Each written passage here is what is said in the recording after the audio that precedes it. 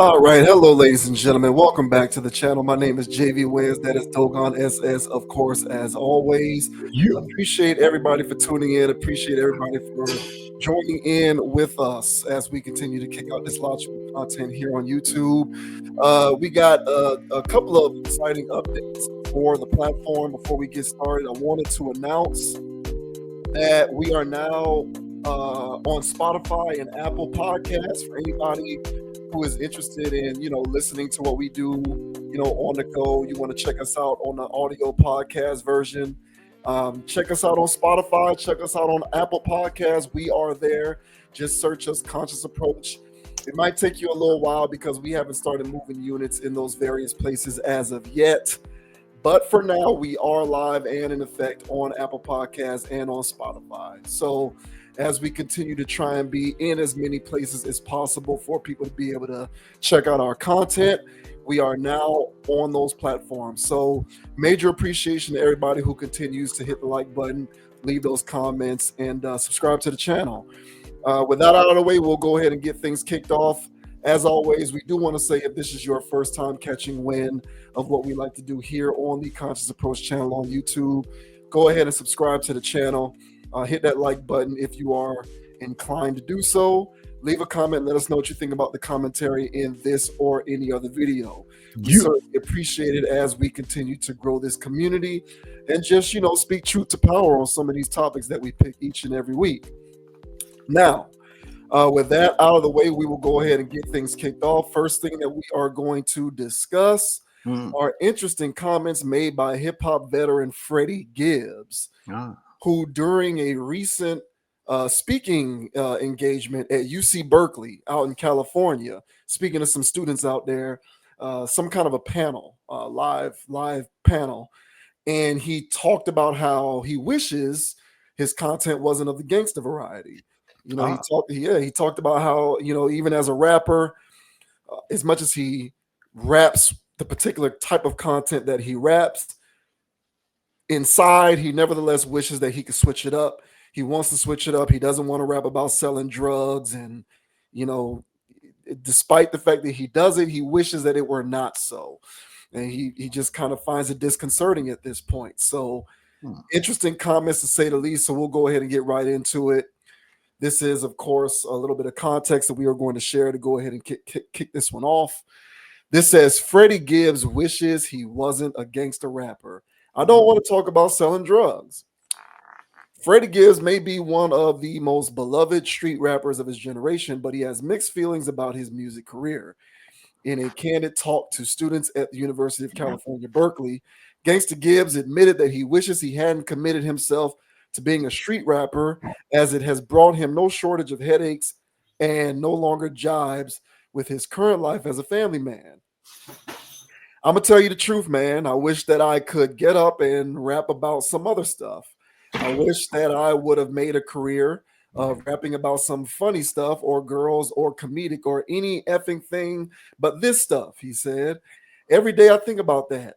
I wish I had a rap career that was not gangsta. I don't want this stuff for myself. I don't want this stuff for my son. I rap about this stuff because it consumed me. It's where I'm from. It's what I was doing on the daily for 2 decades. He added, I don't love it. I don't love the streets. I don't give a F about no street code. I don't give a F about none of these N-words in the street. I don't want y'all to think that I'm rapping about that stuff because I'm trying to glorify it. I'm really not. The 41-year-old even admitted that he feels embarrassed listening back to some of his old music. I turn it off because I'm like, man, I don't want to talk about selling drugs. I can have that realization now because 3 children later, I'm a family man. Gibbs, who scored an early deal with Interscope before being dropped and later found success as an independent artist, also explained that pressure from both the industry and fans pushed him towards embracing his drug dealing past in his music. This industry will chew you up and spit you out. For the early part of my career, I thought this is what I had to rap about to make money. Who wants to hear Freddie Gibbs rapping about going to college and getting a degree? My little brother's a doctor. I don't envy him because that's my brother, but I feel like he's more of the shining star of our family than I am. I feel like I caught a lucky break in music, to be honest. The Grammy nominated rapper then opened up about how difficult he finds the process of writing songs based on his real life due to the emotional toll it takes on him, as well as the fact that he has a young son who he doesn't want to follow in his footsteps. I really put my heart into this stuff because I love rapping and I love making music, but a part of me every day wishes it was a different subject matter. Gibbs' candid monologue became even more emotional when he reflected on the BS that comes with being a gangster rapper, despite its financial rewards. It's also bought me a lot of pain. It's bought me a lot of BS. The rap game has bought me just as many enemies as the streets. I've had to fight people doing this job, shoot at MFers, N words shooting at me. This is a dangerous MFing job. You can really get lost in that side of it. Gibbs then began to tear up as he said, I feel like a survivor of that stuff. The honest and heartfelt comments come shortly after the release of Freddie Gibbs' latest project, You Only Die Once, which found him touching on similar subjects and sentiments. So, Freddie Gibbs is clearly, based on these public comments, dealing with a tremendous degree of internal turmoil Mm. to the subject matter of his music, despite continuing to make it. So, what do you think about what Freddie Gibbs had to say about wishing that he rapped about a different subject matter?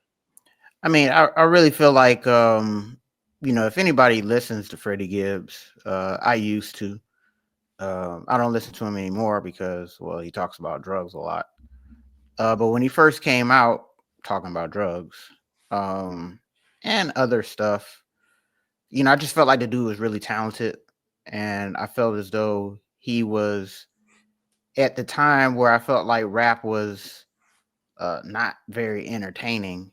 He came in with a different kind of energy that I appreciated, and he was bars oriented, and that's what I was about. I was about bars.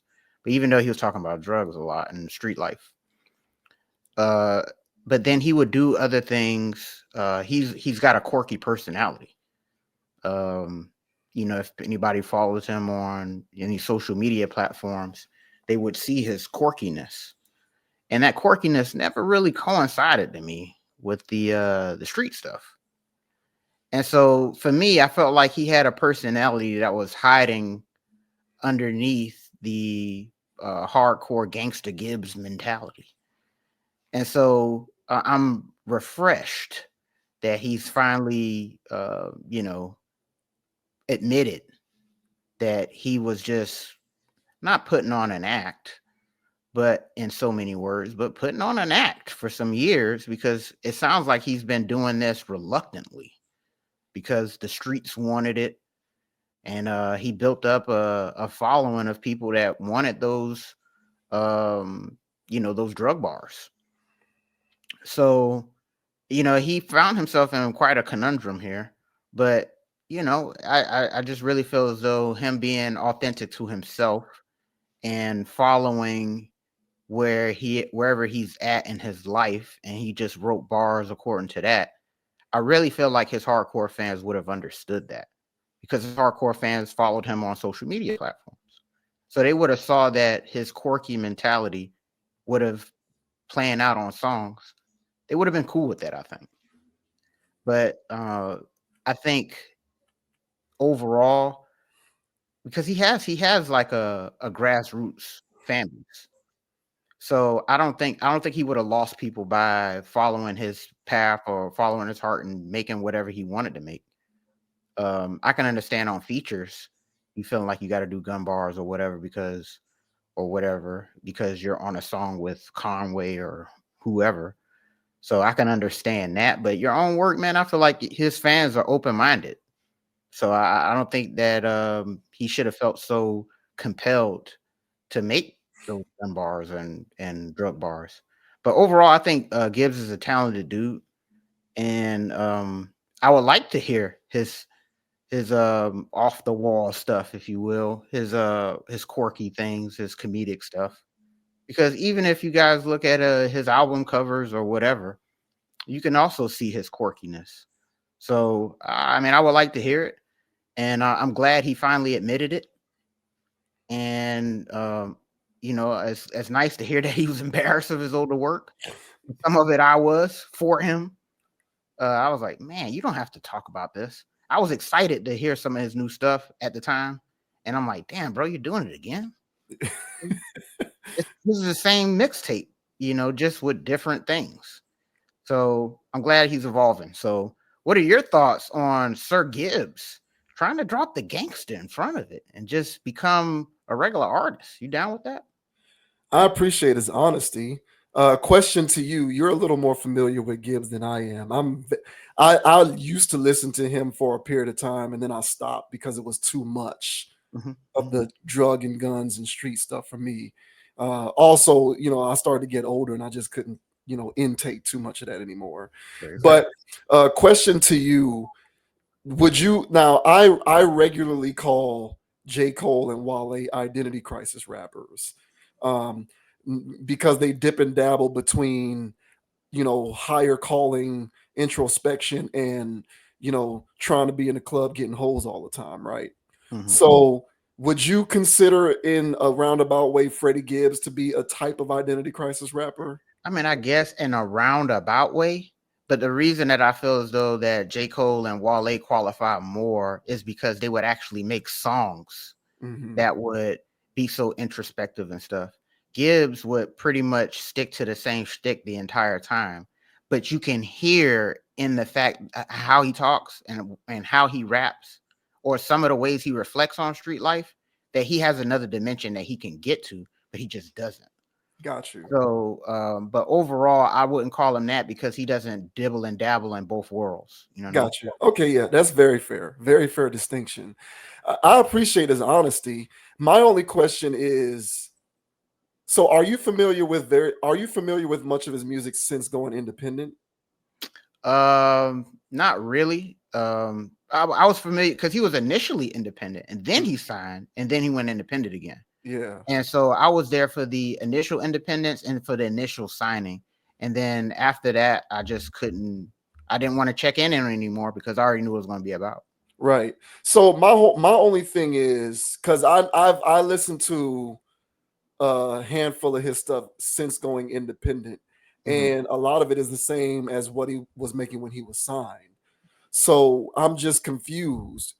Once you freed your shackles from labels, major labels and these, contracts and these deals that don't benefit the artist more than they benefit the company, and you become your own entity and you own your catalogs and you can control the supply and demand of your own content. At that point, you're not necessarily beholden to making a kind of music for any particular power structure. You can do whatever you want. Now, the way that becomes profitable is a little more tricky because it takes a bit of a higher grind and you got to work a little harder. Maybe you got to tour. Maybe you got to do a few more live shows. Maybe you have to rap on a few more beats that aren't as good as the industry beats because maybe you can't afford some of the more expensive producers and engineers. But content wise, your music is under your control as an independent artist. So if your music is under your control as an independent artist, I find it interesting that he still deals with this, despite the fact that he's fully independent, which goes to show you the grapple that the commodification and the mainstreamed commercialization of this music has had on some of these artists, to where they literally don't know what they want to do. They don't know what pool they want to swim in. A couple weeks ago or a few weeks ago, we talked about Logic, and my speculation is that if Logic decides that he wants to start making turn up music, it's not going to sound very authentic because Logic is not a turn up human. But he feels compelled to try and figure out the best way for him to do this, because he feels as though his industry has essentially mandated that the only way you can be successful is by making music of that variety, which I find personally to be sad. I really do feel like rappers and hip hop artists are the most sandboxed content wise compared to other artists and other genres of music. If you want to be popularized, you're going to have to stick to this particular mold. And if you deviate from that, it's a harder, less economically profitable road to travel. And to have to make the decision between the two, to me, is unfair. But this is where we find ourselves because, as I said before, I do believe that the music industry has raped and pillaged hip hop more than any other genre. Um, at some point, one of these guys is going to have to just suck it up and be a leader. And this is where I will criticize Gibbs, even though it's more of a constructive form of criticism than like a harsh criticism. Like, bro, make what you want to make. Right. It's the same comment that I have for people like Coi Leray. These people who cry foul, they want to blame the industry, they want to blame the world, they want to blame society for the type of music that they're making. Make what you want to make. And where I will agree with you is give people a little more credit. Like, if you like, just try it out. Start making what you want to make, and you'll be amazed at how receptive people might be to this direction that you're taking your content. But you don't have to feel beholden to a particular form of content because you think that's what your industry wants you to do. And if you're enlightened enough in the mind to know that it consumed you for decades, but there's something wrong about it, then you also probably have the mental fortitude to do something different, even though you may or may not, in some various ways, still be stuck in your traumas. It seems to me that unlike most of these modern rappers today, Freddie Gibbs is socially aware and cognizant enough that he can undergo a paradigm shift. And if he's aware of these things, make the shift, do something different, and just let the chips fall where they may. But at the end of the day, make what you want to make. Make what you want to make. But, as an independent artist, if you're still consistent with the street tone, at that point, I'm going to look at you and I'm going to assume that despite your words, that's actually what you want to be doing. Because if it really wasn't what you wanted to be doing in your heart, you'd be doing something different. Like, hearing him speak like outside of like music, he strikes me as someone who is an independent thinker. Right. He's not like some of these other zombie drone rappers who you can tell to tap dance and they'll make whatever you tell them to because you throw them a percentage of whatever they make at the gate. He's somebody who is cut from a different mold where he's aware of how things work and he has the capacity to think about these things in a different way. And if so, then you also have the capacity to undergo a paradigm shift and try something different, especially when you're not signed to a major label, especially when you're independent. So a lot of times with these people, I just kind of feel like you can talk all that stuff and it sounds great, but at the end of the day, make what you want to make. And if you don't make what you want to make based upon the words that you put publicly out there, I assume that you're making what you actually want to make, but you otherwise want to seem enlightened and that you don't want to do it to try and get some kind of favor or to have people look at you in this enlightening way.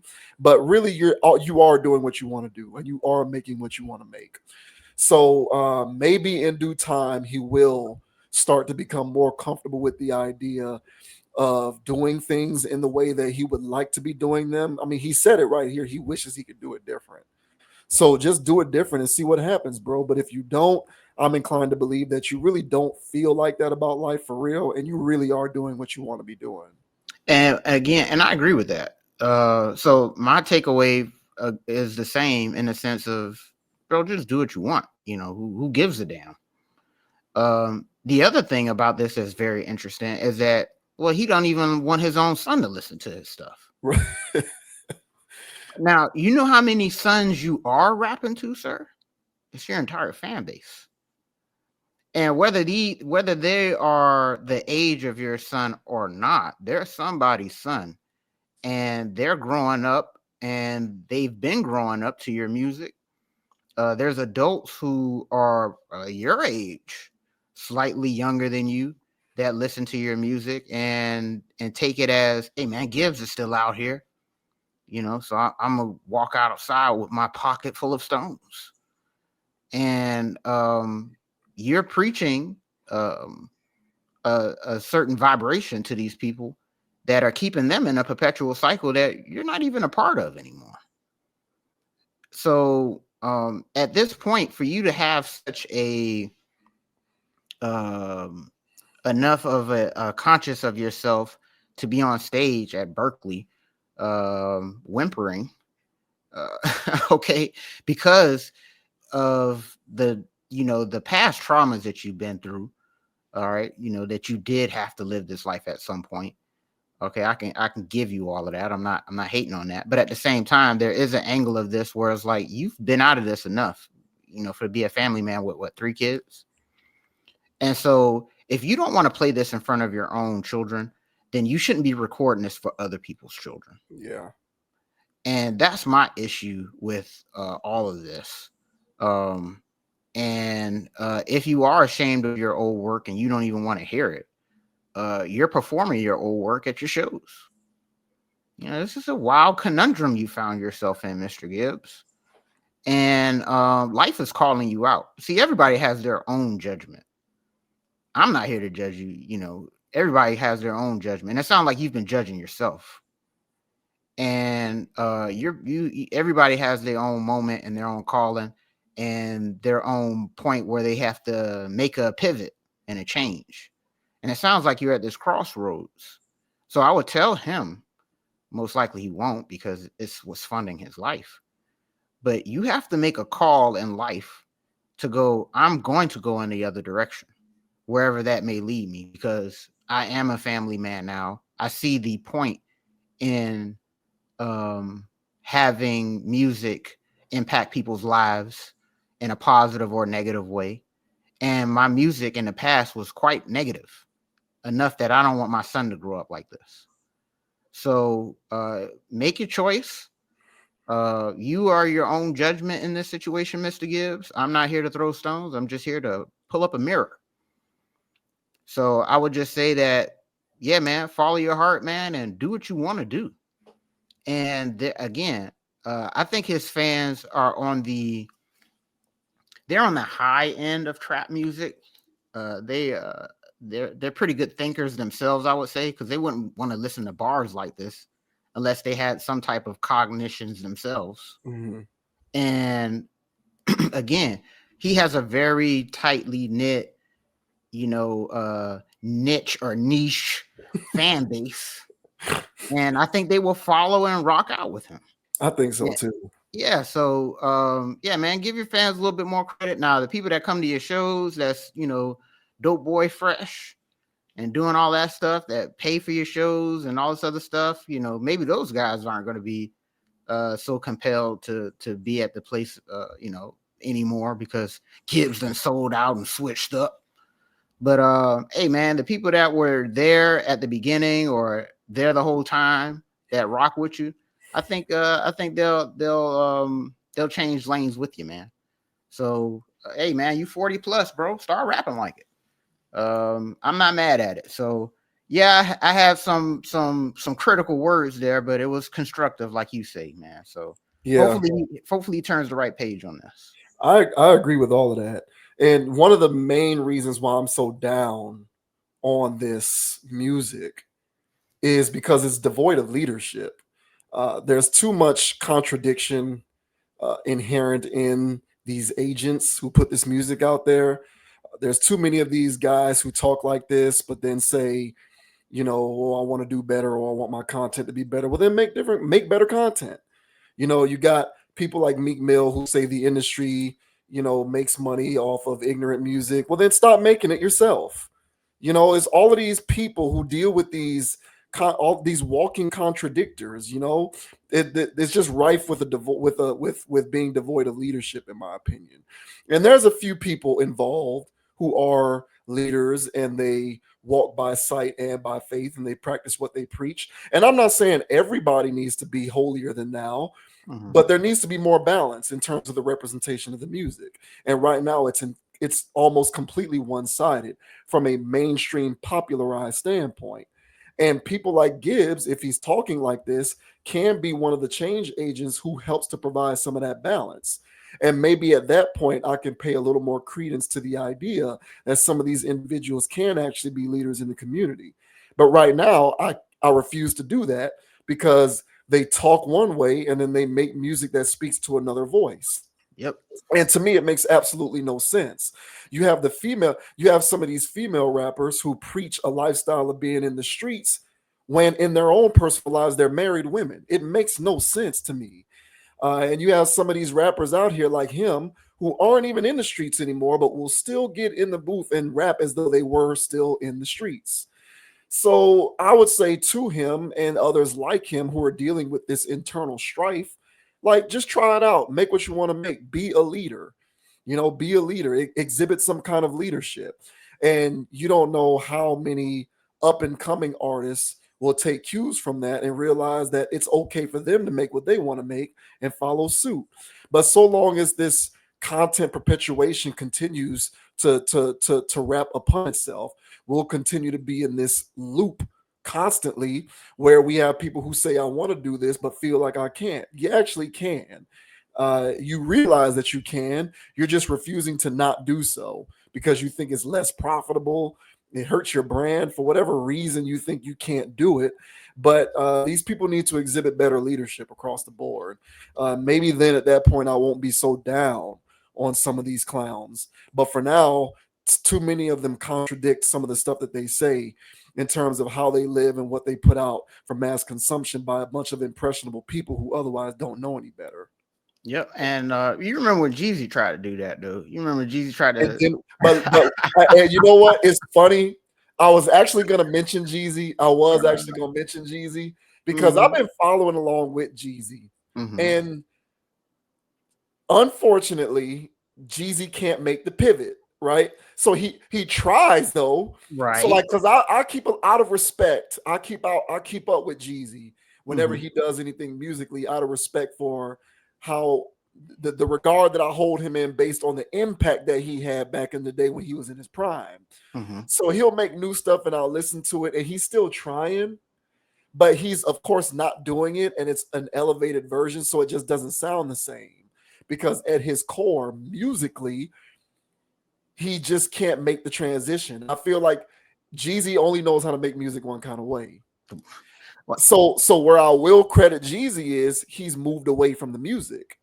So Jeezy is on to like real estate and restaurant investments and other kinds of elevated forms of community involvement that sees him removing himself from the confines of music because he's realized that it's inauthentic for him to continue to make that kind of music. And if he continues to try to make it, it doesn't even sound the same because he only knows how to make music one kind of way. So maybe if Gibbs can't strike that balance, he needs to move on. This is why I say what I say, and people jump on me. I remember when we talked about D1, and I said, "Hey, D1, maybe you need to stop rapping." And people jumped on me like, "Don't tell D1 to stop rapping." It's like, listen, it's not about D1 rapping. It's about where do you make your greatest contribution to the world. And so if Freddie Gibbs is dealing with this internal conflict because he doesn't know how to reconcile his cognitive dissonance when it comes to his rap persona versus how he feels in his heart, maybe he needs to do other things. Maybe something like what he did with this speaking engagement at UC Berkeley, hey, maybe he needs to do more of those. So people need to learn what lane is best for them in order to be able to be consistent with the words that they put out publicly. But if they can't figure that out, I think you do a disservice to many of those people who you referenced, who are other people's sons, who listen to this stuff and truly do consume it as gospel. Yeah, I hear that, and now, and the reason, and I agree with that, and the reason why I brought up Jeezy was because it's not easy. It's not easy to make music that's not cookie cutter. And because this trap rap is cookie cutter, man, it's already pre-boxed. The only thing you got to do is just put it on the baking sheet and put it in the oven. It's a TV dinner. It's a damn TV dinner. You know what I'm saying? I don't put in like 2 minutes, bro. Like I hit the 30 seconds 4 times. I'm that person. But just put it in there, hit 30, 30, 30, 30, and then let it go. And so, yeah, it's not easy. So, but I think Gibbs has the rap ability to be a rappy kind of guy. So you don't have to go super conscious. Just talk about how dope your bars are. Yeah. And how good you are at rapping and how other people aren't as good as you. And just get real rapidy. Get on an Alchemist beat. He'll give you a beat, and, Harry Fraud or something like that and go nuts. And people will just love to hear that. You know, because Action Bronson, you know, there's mixed reviews on Action, but I like Action. I think Action's got bars. And he don't talk about selling drugs or killing. He talks about his wonky, quirky stuff, and it slaps because he know how to put words together. Gibbs know how to put words together, so just rap like that. And you don't have to talk about stuff. Make your little EP, 7, 8 tracks, and people will be satisfied with that, man.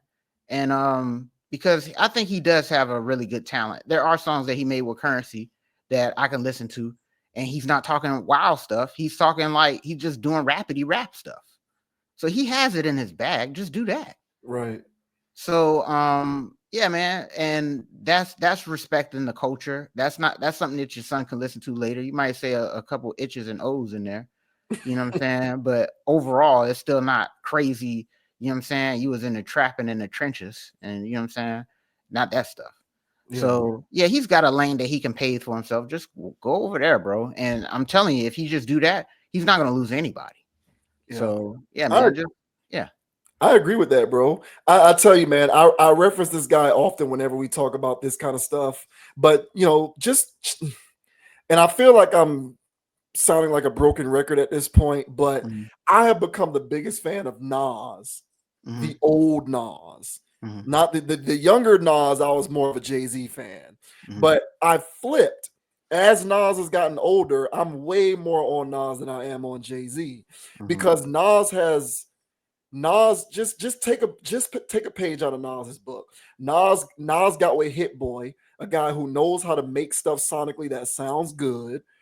And Nas is a mature enough man that he doesn't need to rap that same stuff. He knows how to make things that still sound good, but he's not being all super conscious-y, woke, preaching to you. He's just making good songs that sound good, and he can rap the hell out of he can out rap anybody. So you know, he's a prime example of there is a way to do this, is what I'm trying to say. And he's not the only one, but to me, he probably is the best at it. So you know, it can be done. It's just there's ways to do it. Sonically, it can sound good. It don't have to sound corny or bad. The beats don't have to be bad, or you know, you can still get your 808s and your horns and your orchestrated instruments and the beats. There's ways to do this, but you just don't have to feel beholden to this street stuff if you feel as though that's no longer where your lane is. And it's upsetting to me when these guys feel like they still got to play in that sandbox when they don't. 100. So shouts out to Gibbs, man. And I hear you, bro. It is easier said than done, which is why I want to make it clear I'm not going at him. It's more of a constructive form of how I feel about his comments, because it is easier said than done, but it can be done. You know, it can be done. It definitely can be. Yeah. So shouts out to Gibbs, yo. Good luck, bro.